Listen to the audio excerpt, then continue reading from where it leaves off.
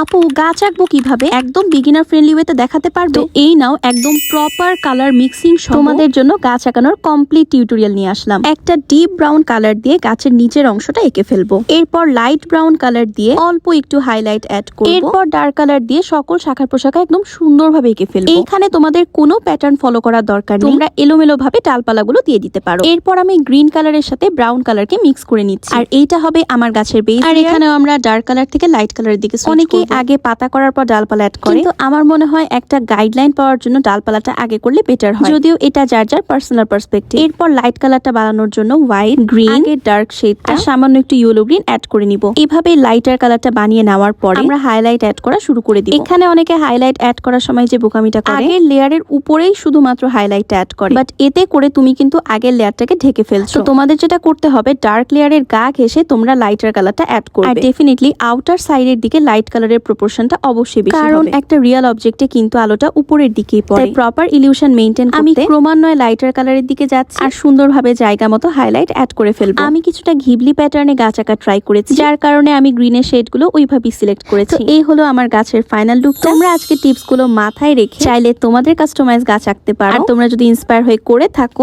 ছবি শেয়ার করতে একদম ভুলো না। ভিডিওটা উপকারে আসলো কিনা কমেন্টে জানিও।